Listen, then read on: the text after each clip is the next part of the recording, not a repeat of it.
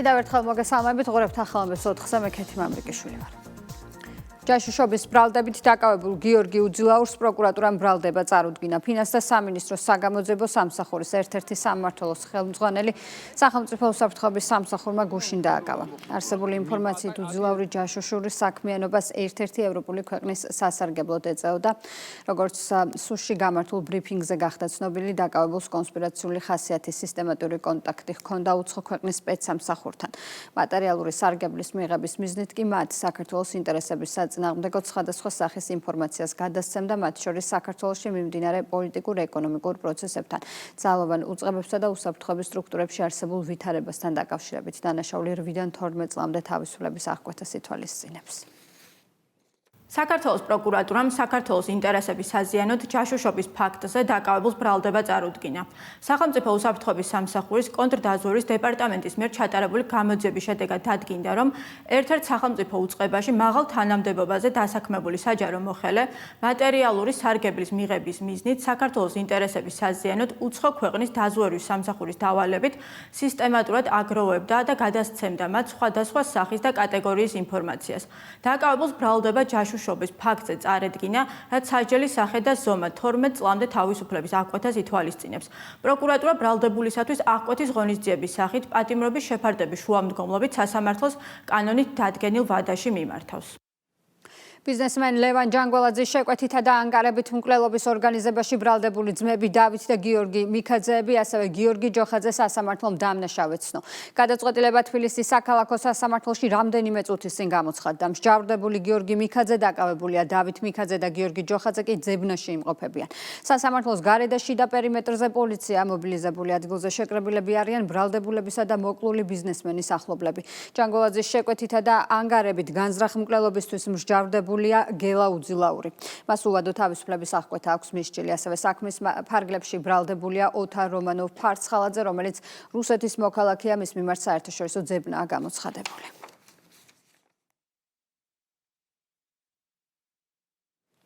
საქართველოს პარლამენტის თავმჯდომარე ოფიციალური ვიზიტით მონტენეგროში გაემგზავრა. შალვა პაპუაშვილი ქალაქ ბუდვაში მონაწილეობას მიიღებს ხმელთაშუა ზღვის საპარლამენტო ასამბლეის წევრი და პარტნიორი ქვეყნების პარლამენტების თავმჯდომარეების რიგით პირველ სამიტში. ღონისძიებაში შალვა პაპუაშვილი მონაწილეობს როგორც შავი ზღვის ეკონომიკური თანამშრომლობის ორგანიზაციის საპარლამენტო ასამბლეის პრეზიდენტი. სამიტის ფარგლებში დაგეგმილია სიტყვით გამოსვლა და სხვადასხვა ქვეყნის პარლამენტის თავმჯდომარეებთან ორმხრივი შეხვედრები. მონტენეგროში შალვა პაპუაშვილთან ერთად იმყოფება ეკონომიკური პოლიტიკის კომიტეტის თავმჯდომარის პირველი მოადგილე. შავი ზღვის ეკონომიკური თანამშრომლობის ორგანიზაციის საპარლამენტო ასამბლეაში საქართველოს პარლამენტის მუდმივ მოქმედი დელეგაციის ხელმძღვანელი ირაკლი მეზურნიშვილი.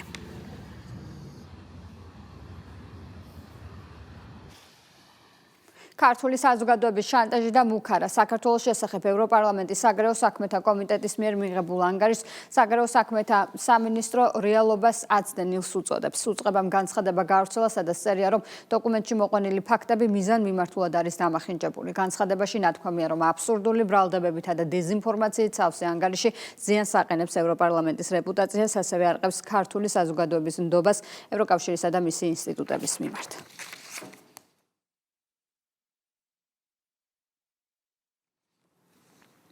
ევროპარლამენტის საგარეო საქმეთა კომიტეტის მიერ მიღებულ ანგარიშზე შეფასებები კეთდება საპარლამენტო უმრავლესობაშიც. ქართულ ოცნებაში აცხადებენ, რომ დეზინფორმაციებითა და აბსურდული ბრალდებებით გაჯერებული დოკუმენტის მიზანს კვლავ საქართველოს შიდა საქმეებში ჩარევა წარმოადგენს. მმართველი გუნდი ანგარიშზე საქართველოს საგარეო საქმეთა სამინისტროს პასუხს მიესალმება და განმარტავს, რომ დეზინფორმაციასა და ფაქტების შეგნებულად დამახინჯებას ხელისუფლების მხრიდან ყოველთვის ადეკვატური ნაბიჯი მოჰყვება. მე ნაკლებ ყურადღებას მივანიჭებდი, ყოველ შემთხვევაში რაღაც განსაკუთრებულ გადამეტებულ ყურადღებას არ მივანიჭებდი ამ დოკუმენტს, მით უმეტეს რომ თავად ევროკავშირშიც გარდა პოლიტიკური ხმაურისა ამ დოკუმენტს არანაირი სხვა მნიშვნელობა არ აქვს. რა თქმა უნდა, თავისი შინაარსით, თავისი სულისკვეთებით, მიზნებით, ავტორებით სრულად არის მოწყვეტილი რეალობას და არ შეესაბამება დიალოგის სულისკვეთებას.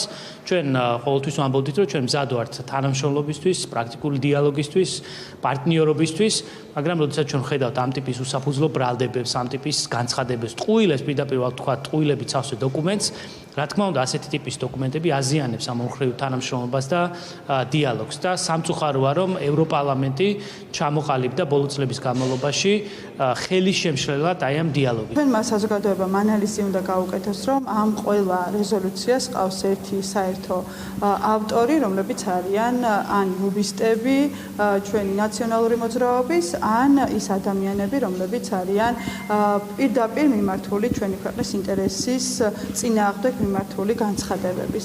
შესაბამისად, საზოგადოებამ ამ განცხადებებს ძალიან მკაფიო პასუხი გამოუცხადა იმ უნდობლობასთან დაკავშირებით, რომელიც ამ რეზოლუციებზე აქვთ. აგრძელებენ თავისუფალ მედიაზე ზეწოლას.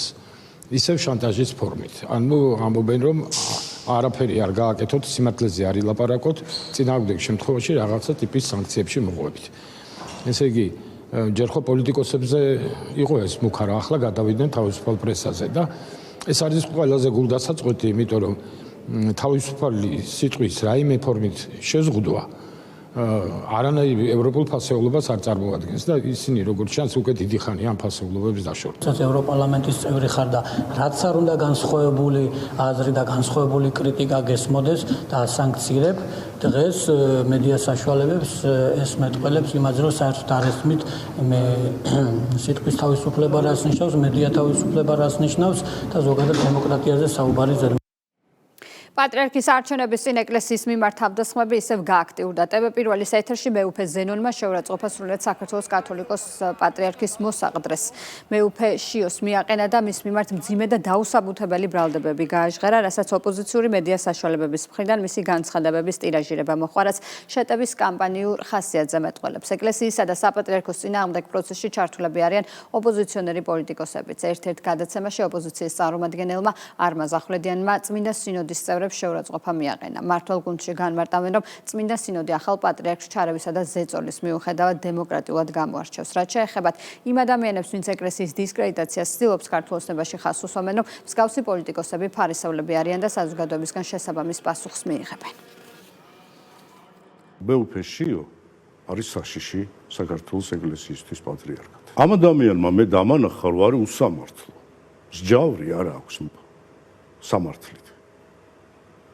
უამრავ რაღაცაში. უდიპლომოები, გაუნათლებლები, ეს შავრაზმელები ეუბნებიან მეუფე ისაიას, რომ დიპლომი გვაჩვენეო. მეუფე დანიელს შენ ეუბნები, რომ ასაკს გიწუნებო, რას სითავ ხედეა. მეუფე იობს, შენ ვის რას უბედავ, ვინ ახალ, ეს არჩევნები კი არა, ეს ფიქციაა ფაქტობრივად. რუსეთს აძლევს ხელს უპირველესად და მხოლოდ იმას, ვინც რუსეთის ინტერესს გამოხატავს საქართველოში. ჩემთვის, რა თქმა უნდა, ყოველად მიუღებელია ამაზრზენიც კი არის ამ ტიპის განცხადებები, როგორც ერთი რიგითი ადამიანისთვის, რომელიც პატივცემს ეკლესიას, პატივცემს ეკლესიის წარმომადგენლებს. Როგორც პოლიტიკოსისთვის, რა თქმა უნდა, ასევე კატეგორიულად მიუღებელია ამ ტიპის ყველანაირი ჩარევა, ზემოქმედება, ძირის გამოთხრა ეკლესიისთვის თუ პატრიარქის გამორჩევის პროცესისთვის, ცდილობენ საპატრიარქო კანდიდატებისთვის, მათ რაღაც ლაფის, ტალახის სროლით, მათთვის შეურაცხყოფის მიყენებით, მათი რეპუტაციის შელახვას და ზოგადად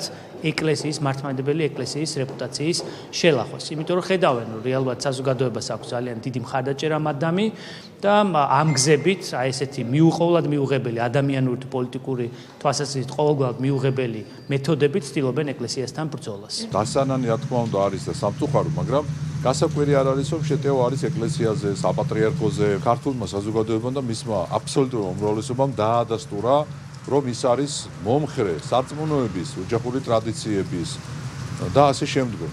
ამიტომ ეს თავდასხმები სწორედ გარედან მოდის და მათი დავალებით ხდება. ჩვენ კარგად გვახსოვს მიხაილ როთის და მისი კოლეგების განცხადებები რუსთაველზე, რომ შავბნელ ძალებად მოიხსენია მან ეკლესია, საპატრიარქო და მისი აქაური ამსონები, აქაური აგენტურა, ქართული ეგრეთ წოდებული NGO სექტორი თუ ნაცმოძრაობა, როგორ იმეორებდა იგივეს, რომ შავბნელი ძალები არიან საპატრიარქოში და ასე შემდგომ. სააკაშვილი გვარამია ბოკერიას ალიანსში კრიზისი კიდევ უფრო გამწვავდა. ოპოზიცია ხალხის მობილიზაციას ვერც რეგიონებში და ვერც თბილისში ახერხებს. საზოგადოება არც ოპოზიციის შეხვედრებზე და არც მათ მიერ ორგანიზებულ აქციებზე დადის. ამაზე ღიად ზურაბ გირჩი ჯაფარიძე საუბრობს. ხალხის ძალისა და მმართველი გუნდის წარმომადგენლების განცხადებით ოპოზიცია, რომელიც მუდმივად საბოტაჟით არის დაკავებული, ანგარიშის მოსახლეობის ნაცვლად ელჩებს აბარებს და ვალდებულებას მხოლოდ თავიანთი გარე პატრონების მიმართ გრძნობს. შესაბამისად მათ საზოგადოება არ ენდობა და მათი მხარდაჭერაც არ აქვთ. მესმის და ვკითხულობ სხვადასხვა ტექსტებს, რატომ უნდა გამოვიდეთ, ასჯერ გამოვედით და მე რა. ოპოზიცია ბრალია ყველაფერი, ოპოზიცია არ ვარგა. ეს კლასიკა უკვე ყველა უნიჭო და უტრა ამას იმეორებს 24/7-ზე. პარტიები ვერ ამობილიზებენ ხალხს, მეგონება მე სადმე ბუჩქებში მყავდეს ხალხი დამალული და მეზარებოდეს ამ ხალხის გამოყვანა. მე საერთოდ ისიც არ მესმის, რატო ფიქრობს იმერო მე ამ იმეს ხალხის რაღაცა არის გაღვიძების ის ამაკ ვალდებულება. იმიტომ რომ პოლიტიკოსი ქვია, აი ნუ მართლა კაც. ხალხის მობილიზაციის პრობლემა მე არ მგონია, ზოგადად მე არ მინახავს ურას არის განცხადება ხო ვიდეო იყო როგორც მითხარით ხო არ მინახავს ნამდვილად ძალიან ბევრი საქმე მქონდა გუშინ და დღეს ეგრეთ წოდებული ალიანსები თუ ფანჯატურები ხან გაერთიანდებიან ხან მე ისე ვიშლებიან აუცილებლად ერთმანეთს ეჭუბებიან მე ისე დაიშლებიან მე ისე გადავლენ ერთმანეთის და მხარდამჭერების გინებაზე და ასე შემდგომ არის იმის დასტური რომ ნაცმოძრაობა თავის სატელიტებით არის გასაუქმებელი სხვა შემთხვევაში სულ ამ წრეზე ივლის ქართული პოლიტიკის რაღაცა ნაწილი მაინც. ახლა რომ რაღაცა ილუზიები აქვს 26 მაისთან დაკავშირებით, პირველი გამოვიდა ამ ილუზიებიდან ზურაბ გირჩი ჯაფარიძე და შეაფასა სიტუაცია ისე როგორც არის. მათ არანაირი რესურსი ხალხის გამოყვანის არ აქვს, ვინაიდან სიმართლე მათ მხარეს არ არიან, ისინი მტრობენ ჩვენს ქვეყანას და ჩვენი მოქალაქეების აბსოლუტური უმრავლესობა ამაში უკვე დარწმუნებულია. როდესაც არ ხარ ადამიანი ღირებულებაზე, ანუ არ გაქვს ძირითადი ღირებულებები და თან პოლიტიკოსობის პრეტენზია გაქვს და არ სრუნავ, ამასთან ერთად მიგაჩნია რომ თურმე ხალხს ძინავს, ეს კიდევ ერთხელ აჩვენებს დამოკიდებულებას როგორც ქვეყნის განვითარების კუთხით, დამოკიდებულებას როგორც მოსახლეობის განვითარების კუთხით. თუ ვინმეს ძინავს და გამოსაფხიზლებელია, ეს სწორედ ის რადიკალური ოპოზიცია. ისინი ვალდებულად თავს თვლიან მხოლოდ თავის პატრონების მიმართ საქართველოს ფარგლებს გარეთ. შიგნით რო პასუხისმგებლობას არ გძლობს. რომ ქართველი ხალხი მათ მხარს არ უჭერს, ან ვერ მიდიან ქართულ ხალხთან და რისი გაკეთება უნდათ, ამას ვერ უხსნიან, უკვე ნათლად ჩანს, რომ არც არაფრად მიაჩნიათ ეს საქმიანობა. სამართალდამცველებმა 103 კილოგრამამდე ნარკოტიკული საშუალება მეტამფეტამინი ამოიღეს, რომლის ღირებულება ეგრეთ წოდებულ შავ ბაზარზე დაახლოებით 30 მილიონ ლარში ადგენს. განსაკუთრებით დიდი ოდენობით ნარკოტიკული საშუალებების უკანონო შეძენა შენახვისა და საქართველოში უკანონო ჩემოტანის ფაქტზე დაკავებულია ერთი პირი. გამოძების ინფორმაციით ერთ-ერთი კომპანიის კუთვნილი სატვირთო ავტომობილი, რომელიც დატვირთული იყო კაუსტიკური სოდით, საქართველოში მეზობელი ქვეყანა შემოვიდა და მესამე ქვეყანაში უნდა გასულიყო. სამართალდამცველებმა ტვირთის დეტალური დათვალიერებისას ტომრებში დანაწილებული განსაკუთრებით დიდი ოდენობით ნარკოტიკული საშუალება აღმოაჩინეს. დანაშაული 20 წლამდე უვადო თავისუფლების აღკვეთას ითვალისწინებს. სამართალდამცველების მიერ ამოღებული იქნა განსაკუთრებით დიდი ოდენობით 103 კილოგრამამდე ნარკოტიკული საშუალება მეტამფეტამინი, რომლის საბაზრო ღირებულებაც ეგრეთ წოდებულ შავ ბაზარზე დაახლოებით 30 მილიონ ლარს შეადგენს. განსაკუთრებით დიდი ოდენობით ნარკოტიკული საშუალების უკანონო შეძენა შენახვისა და საქართველოში უკანონო შემოტანის ფაქტზე დაკავებულია ერთი პირი. სისხლის სამართლის საქმეზე ჩატარებული გამოძიებით დადგინდა, რომ ერთ-ერთი კომპანიის კუთვნილი სატვირთო ავტომობილი, რომელიც დატვირთული იყო კაუსტიკური სოდით, საქართველოში მეზობელი ქვეყნიდან შემოვიდა და მესამე ქვეყანაში უნდა გასულიყო. სამართალდამცავებმა ტვირთის დეტალური დათვალიერებისას ტომრებში გადანაწილებული განსაკუთრებით დიდი ოდენობით ნარკოტიკული საშუალება აღმოაჩინეს. მოცემულ საქმეში ჩართული სხვა პირების დადგენისა და მათი სისხლის სამართლებრივი პასუხისმგებლობაში მიცემის მიზნით შესაბამისი კომპლექსური ღონისძიებები ინტენსიურ რეჟიმში მიმდინარეობს. სახელმწიფო უსაფრთხოების სამსახურის უფროსმა პირველ მოადგილესთან ერთად სახელმწიფო უსაფრთხოების აკადემიის ხელმძღვანელებთან გაცნობითი შეხვედრა გამართა. გეკა გელაძემ ხაზი გაუსვა მიმდინარე რეფორმების ფარგლებში სახელმწიფო უსაფრთხოების სამსახურის სასწავლო ცენტრის აკადემიად გარდაქმნის მნიშვნელობას და განაცხადა, რომ სამაგისტრო პროგრამა, რომელსაც სასწავლებელი განახორციელებს, მიზნად ისახავს სისტემის უზრუნველყოფას მაღალ კვალიფიციური და პროფესიონალი კადრებით. უფროსმა ყურადღება გაამახვილა აკადემიის ინსტიტუციურ განვითარებაზე და ხაზგასმით აღნიშნა, რომ მომავალშიც აქტიურად გაგრძელდება სასწავლო დაწესებულებაში მიმდინარე და ახალი პროექტების მხარდაჭერა. სახელმწიფო უსაფრთხოების აკადემიაში სტუმრობისას გეკა გელაძემ სასწავლებლის ინფრასტრუქტურა და მატერიალურ-ტექნიკური ბაზა დაათვალიერა.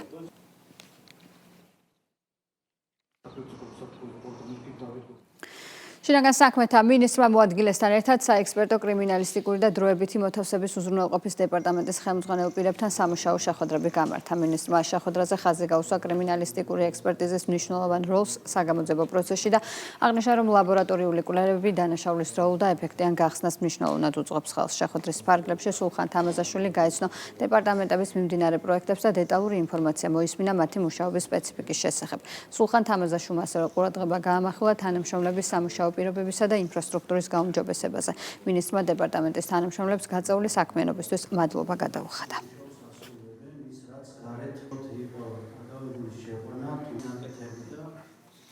სახელმწიფო მანაკლიის სპორტის მშენებლობა დაიწყო. ნავსადგურის აკვატორიაში დაღრმავებას და ტალმტეხის პროექტირება მშენებლობას ევროპული ეგრეთ წოდებული დიდი ოთხეულის წევრი მსხვილი ბელგიური კომპანია ENV ახორციელებს. სამუშაოებს ეკონომიკის მინისტრი თავდაცვის მინისტრთან ერთად გაეცნო.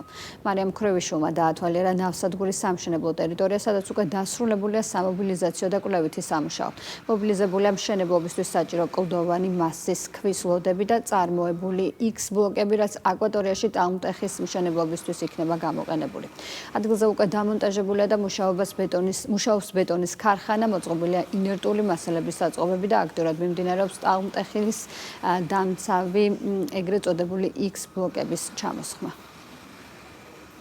ისტორიული პროექტის ანაკლიის ღრმაწყლოვანი პორტის მშენებლობა დაიწყო. დღეს ჩვენ ვიმყოფებით ანაკლიის პორტის ტერიტორიაზე, სადაც ადგილზე დავათვალიერეთ მიმდინარე სამშენებლო სამუშაოები, რომელიც საკმაოდ აქტიურ ფაზაშია შესული. ჩვენ გასული პერიოდის განმავლობაში აქტიური მოლაპარაკებები გქონდა კონტრაქტორ კომპანიასთან და მათთან ერთად ჩვენ ოპტიმიზაცია მოვახდინეთ პირველადი კონტრაქტის ღირებულების და მოხდა პროექტის გაიაფება 52 მილიონი დოლარით.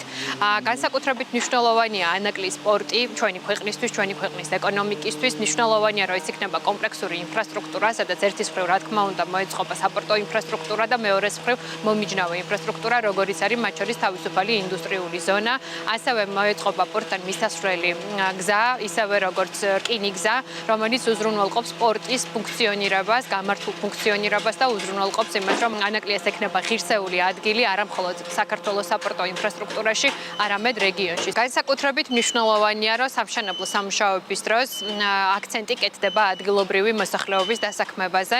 ასევე პროექტის კომპლექსურობიდან გამომდინარე საერთაშორისო დონის კომპანიები, ისევე როგორც ექსპერტები არიან მობილიზებულები, რაც უზრუნველყოფს ერთის მხრივ ადგილობრივი მოსახლეობაზე ამ პროექტის დადებითად ასახვას და მათ კეთილდღეობაზე და მეორეს მხრივ ჩვენ რა თქმა უნდა უზრუნველყოფთ საერთაშორისო ექსპერტიზის ჩართულობას იმისთვის, რომ უმაღლესი ხარისხით მოხდეს ანაკლიის ღრმაწყლოვანი პორტის პროექტის მშენებლობა და განვითარება. პროექტი შედგებოდა ორი ეტაპისაგან, მობილიზება და პროექტირება, რაც დასრულებულია ამ ეტაპისთვის და სამუშაოები გადავიდა აქტიურ რეჟიმში.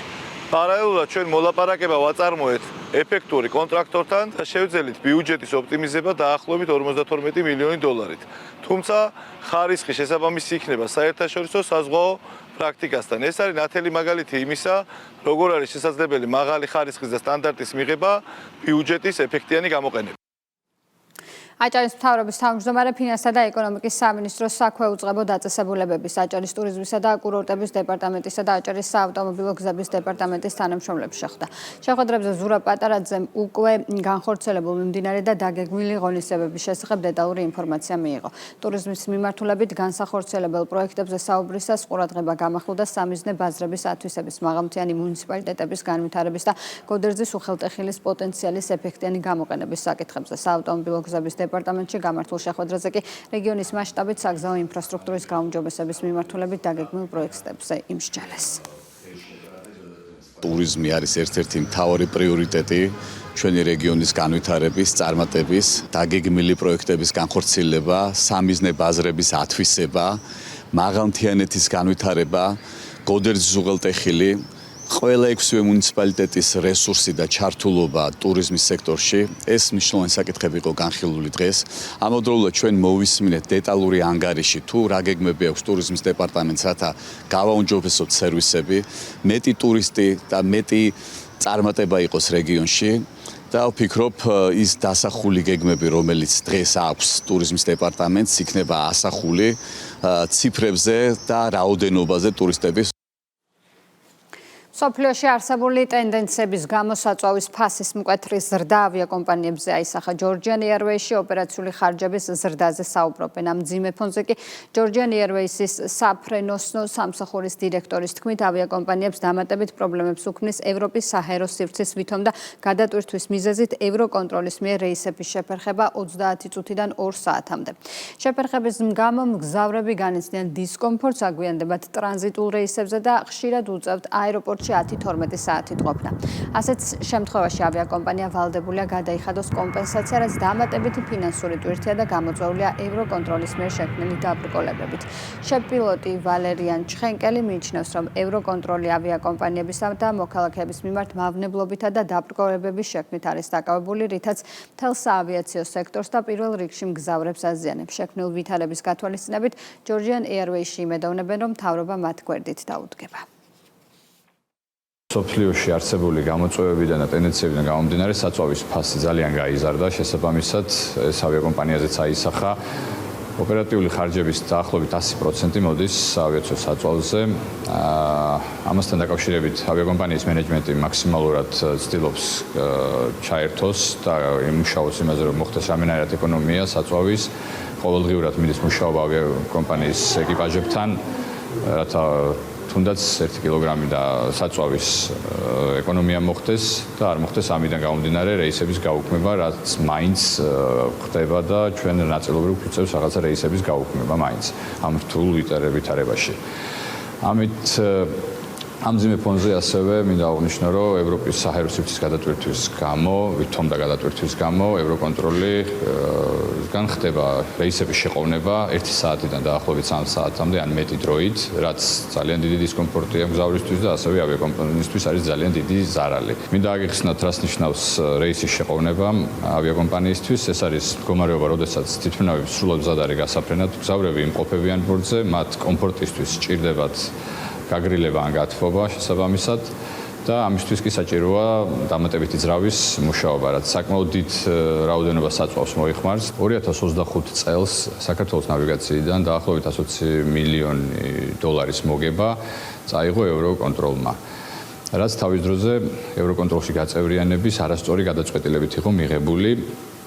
ეს ორგანიზაცია ამჟამადაც ახერხებს იმას, რომ ხელოვნურად შეუქმნას მგზავრებს დაბრკოლებები, გადაუდოს რეისები და ავიაკომპანიისთვისაც ზარალია და დიდი ზიანია. და დაკავებულია ამ შემთხვევაში მავნებლობით მხოლოდ და მხოლოდ არა გვერდში დგომით, რაც შეიძლება ავიაკომპანიებისათვის ყოფილიყოს და მგზავრისთვის რაღაც ხელშემწყობი ფაქტორი.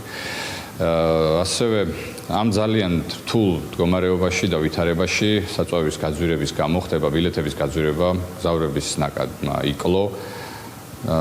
მრავალმა კომპანიამ განიცადა დიდი ზარალი. ჩვენ კი ჯერად და ვიმედოვნებთ, რომ სახელმწიფოსგან მივიღებთ დახმარებას ჩვენი ქვეყნისგან და შესაბამისად გვერდში დგომას დავინახავთ მათგან. ევროპის ენერგეტიკული რუკა იცვლება და ამ პროცესში სამხრეთ კავკასია სულ უფრო ცენტრალურ ადგილს იკავებს. აზერბაიჯანსა და იტალიას შორის სტრატეგიული პარტნიორობა ღრმავდება. ბაქოში ილჰამ ალიევსა და ჯორჯია მელონ შორის გამართულ შეხვედრაზე მთავარი აქცენტი ენერგეტიკული უსაფრთხოებისა და ინფრასტრუქტურულ პროექტებზე გაკეთდა. მხარეებმა განიხილეს კონკრეტული სამოქმედო გეგმა, რომელიც ტრანს-ადრიატიკული მილსადენის გაფართოებას ითვალისწინებს, რაც აზერბაიჯანული გაზის ევროპაში მიწოდებას გაზრდის. საერთაშორისო მედიის შეფასებით, ახლო აღმოსავლეთში არასტაბილურობისა და ჰორმუზის სანაპიროს სრუტესთან დაკავშირებული რისკების ფონზე სამხრეთ გაზის დერეფანი ევროპის ენერგოუსაფრთხოებისთვის ერთ-ერთ მთავარ მარშრუტად ყალიბდება. ენერგორესურსების მიწოდება ევროპაში, მათ შორის იტალიაში, საქართველოს გავლით განხორციელდება, რაც ქვეყნის სატრანზიტო როლს კიდევ უფრო ზრდის. ახალ სავაჭრო კავშირებს აფასებენ სახელმწიფო გუნდში აცხადებენ, რომ ამ პროცესების ფონზე ქვეყნის გეოპოლიტიკური და ეკონომიკური როლი სულ უფრო თვალსაჩინო ხდება. გეოპოლიტიკური მოცემულობიდან გამომდინარე შუა კორიდორი არის უალტერნატივო მარშრუტი, სადაც რა თქმა უნდა საქართველოს არის ხერხემალი აზერბაიჯანთან ერთად და ნებისმიერი ტვირთი იქნება პროდუქცია, იქნება ეს ნავთობ რესურსები იქნება, რომელიც ევროპისთვის არის განკუთვნილი ჩინეთიდან, შუა აზიის ქვეყნებიდან, იგივე აზერბაიჯანიდან, აბსოლუტურად ყველაფერი უნდა გადანაწილდეს საქართველოს გავლით, ეს არის რეალური მოცემულობა, ამას რა თქმა უნდა ვერავინ ვერ შეცვლის და შესაბამისად რა თქმა უნდა გაასმაგებული არის საქართველოს მნიშვნელობა ევროპელი ქვეყნებისთვის. შუა კორიდორი ხდება ევროკავშირისთვის კრიტიკულად მნიშვნელოვანი და აუცილებელი ხაზი, სასიცოცხლო ხაზი ენერგეტიკის ვაჭრობისთვის, ტრანსპორტირებისთვის და ასე შემდგომ, მიმდინარეო გეოპოლიტიკური ქაოსის და ომების გათვალისწინებით აზერბაიჯანი და საქართველო უკვე ამდენი წელია ჩვენ ვაშენებთ აი ამ ალტერნატიულ სავაჭრო გზას. ასე რომ ჩვენ მივესალმით ამ ხელშეკრულებებს და მიგვაჩნია რომ თითოეული ასეთი ხელშეკრულება არის სასარგებლო საქართველოსთვისაც. გარდა გეოპოლიტიკური მნიშვნელობისა, ეს ამ ტიპის ხელშეკრულებებს ჩვენთვისაც სატრანზიტო ფუნქციისგან გამომდინარე მოაქვს დამატებითი ფინანსური თუ ენერგეტიკული სარგებლობა. ჩვენ ხედავთ, რომ ენერგეტიკის მიმართულებით არსებობს გამოწვევები, როგორც თანამედროვეობაში, ასევე იმ ომის პირობებში, რაც გლობალურად ხდება და როდესაც ქვეყანას აქვს ენერგორესურსები, ამ შემთხვევაში აზერბაიჯანი, ის ახდენს დანარჩენი სტრატეგიული პარტნიორების და ევროპის მომარაგებას და ძალიან მნიშვნელოვანია, რომ ამ გზისთვის იყენებს საქართველოს, რაც კიდევ უფრო მეტად გააძლიერებს ჩვენი შუადერეფნის როლს და ასევე განავითარებს კავშირებს. სტარინგ ჯორჯია 2026 წლის სეზონის ფარგლებში თბილისში 12 ივნის დინამო არენაზე ქენი უესტის კონცერტი გაიმართება.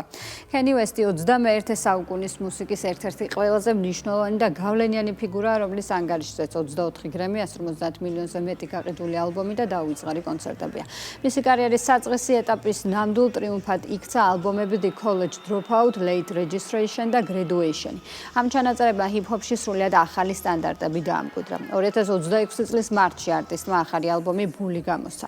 ამ რელიზს ექსკლუზიური შოუებიც მოჰყვა, რომელთა შორისაც ლოს-ანჯელესში დედამიწის ფორმის სფერულ სცენაზე გამართული პერფორმანსი წლის მუსიკალური კულტურის მთავარ სასაუბრო თემად იქცა. უკვე მეოთხე წელი, რაც TBC-ის სტარინგ ჯორჯიას მთავარი პარტნიორია. წელს ეს პარტნიორობა კიდევ უფრო მასშტაბური ხდება და TBC-ის მომხმარებლებს უნიკალურ შესაძლებლობას თავაზობს. ბილეთების გაყიდვა 12 მაისს 12 საათზე ტიკეტ ჯიზე დაიწყება.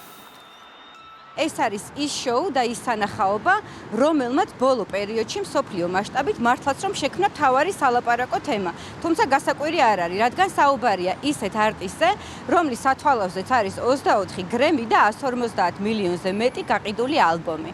Kanye West-ი საქართველოს 12 ივნისს ესტუმრება და ღონისძიება გაიმართება დინამო არენაზე. ეს ჩვენთვის განსაკუთრებით სასიხარულო ამბავია, რადგან სტარინგ ჯორჯიას გამოცდილებაში ეს იქნება ყველაზე მასშტაბური ღონისძიება. განსაკუთრებული იქნება ქვეყნისთვისაც და რეგიონისთვისაც, რადგან პირველად ჩატარდება ისეთი შოუ, რომელიც 360 გრადუსს გულისხმობს.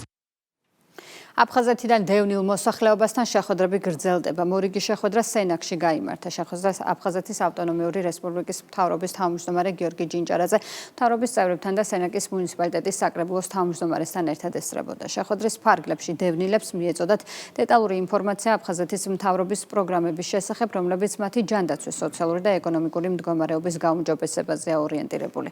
შეხვედრა კითხვა-პასუხის რეჟიმში გაგრძელდა. ჩვენ ვაგრძელებთ უწყვეტ კომუნიკაციას ჩვენ დევნილ მოსახლეობასთან. დღეს სენაკში გქონდა გაფართოებული შეხვედრა, სადაც წარმოვადგინეთ ყველა ის მიმდინარე პროგრამები და დაგეგმილი პროგრამები, რომელსაც აფხაზეთის მთავრობა ახორციელებს ჩვენი დევნილი მოსახლეობის მხარდასაჭერად. დისკუსიის ფორმატში განვიხილეთ ყველა ის მიმდინარე პროგრამები, რომელიც დაკავშირებულია სოციალური, ეკონომიკური პირობების გასაუმჯობესებლად ჩვენი დევნილების კუთხით და ყველა ის მნიშვნელოვანი ინიციატივა მოვისმინეთ, რასაც შემდგომში აუცილებლად აფხაზეთის მთავრობა გაითვალისწინებს. მსგავსი ტიპის შეხვედრები ძალიან მნიშვნელოვანია ჩვენი დევნილი მოსახლეობისთვის. ვიმედოვნებთ, რომ მსგავს ფორმატში შეხვედრები მომავალშიც აქტიურად გაგრძელდება. თითოეული ქართველისათვის საკმაოდ მტკივნეული და ამავდროულად საზრუნავი და საინტერესო საკითხი არის აფხაზეთთან დევნილი მოსახლეობა, მათი ინტერესების დაკმაყოფილება და რაც თავია მათთვის ხელსაყრელი პირობების შექმნა. მართლმადიდებლური ეკლესია დღეს გიორგობას აღნიშნავს. დილიდან ყველა მოქმედ ქრისტიანულ ტაძარში ღვთისმსახურება ჩატარდა. ქაშოთის წმინდა გიორგის ტაძარში წირვა საპატრიარქო ტახტის მოსაყდრე მეუფე შიო მაღავლინა. დღესასწაულის მნიშვნელობაზე ისაუბრა, ამასთან ყურადღება გაამახვილა გაფართოებული საეკლესიო კრების საკითხზეც და აღნიშნა, რომ კრება, რომელზეც პატრიარქის გამორჩევა მოხდება, მომდევნო კვირაში სამების ტაძარში გაიმართება.